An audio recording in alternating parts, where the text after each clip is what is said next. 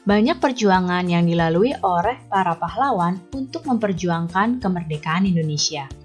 Berkat pengorbanan dan pengabdian para pahlawan, bangsa kita bisa terlepas dari penjajahan dan menjadi negara yang merdeka, bebas, dan berdaulat.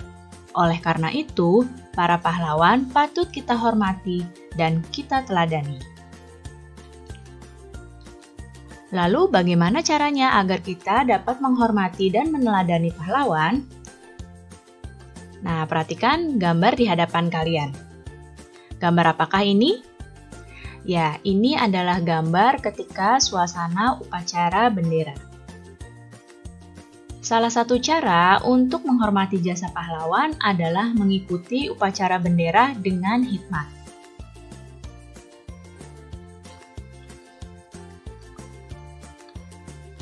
Selain itu, kita juga dapat mencontoh beberapa sikap pahlawan berikut ini. Yang pertama adalah sikap rela berkorban. Apa itu sikap rela berkorban?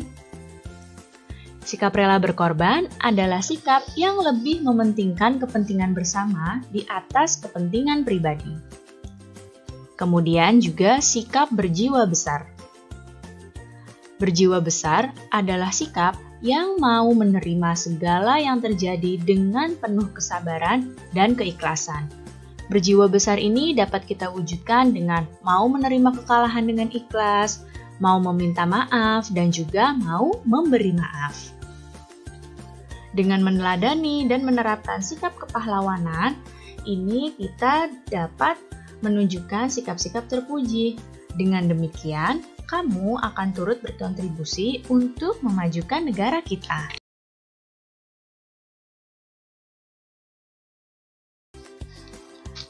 Nah, perhatikan di hadapan kalian, ada dua orang anak yang sedang berbincang-bincang. Nah, salah seorang anak mengatakan bahwa tidak terasa sebentar lagi akan memperingati hari kemerdekaan. Dan temannya menjawab, bahkan ayahnya itu mendapatkan undangan untuk rapat di lingkungan rumah untuk persiapan hari kemerdekaan. Sekarang kita akan belajar muatan bahasa Indonesia.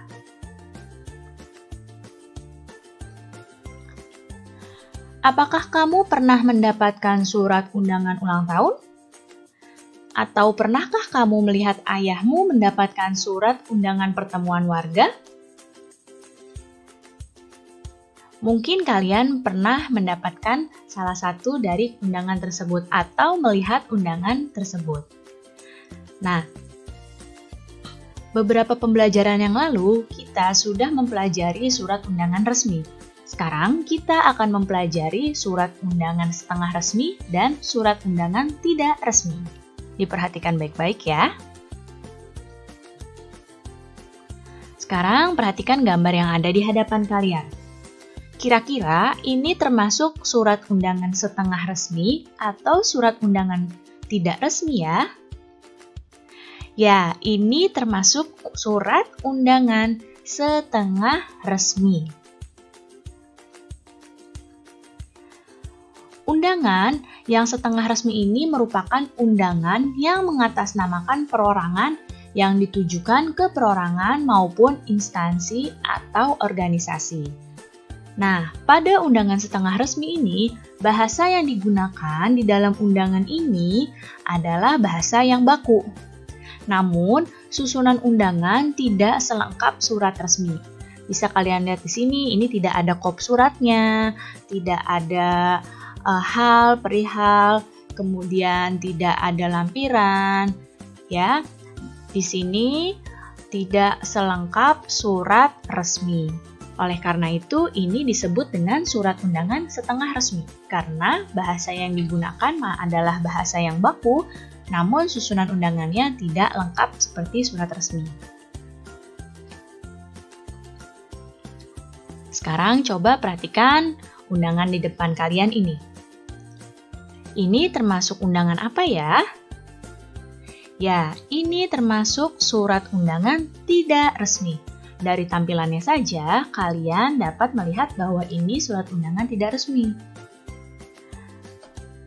Surat undangan tidak resmi adalah undangan yang mengatasnamakan perorangan yang ditujukan kepada perorangan untuk kepentingan pribadi. Nah, dapat kalian lihat di sini, pada undangan tidak resmi biasanya tidak menggunakan bahasa Indonesia yang baku, ya, dan juga tidak menggunakan susunan surat dan tampilannya lebih berwarna, bahkan bisa dikreasikan dengan memberikan gambar. Seperti yang di atas ini yang Ibu tunjuk panah, ini adalah undangan ulang tahun, ya. Nah, dan yang bawahnya ini adalah undangan untuk menghadiri pentas seni. Nah, kedua undangan ini termasuk undangan tidak resmi karena di sini bahasa tidak baku dan juga tidak menggunakan susunan surat seperti surat resmi, ya. Dan bahkan tampilannya pun berwarna dan ada gambarnya.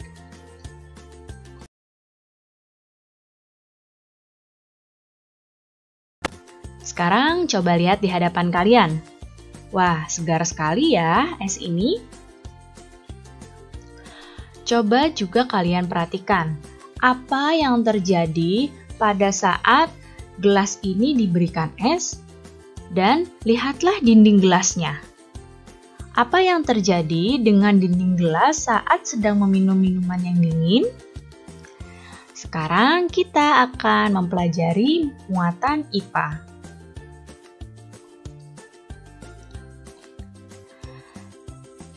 Di sini, jika gelas atau botol diisi dengan es, ya, maka dinding luar gelasnya akan menjadi basah seperti ini.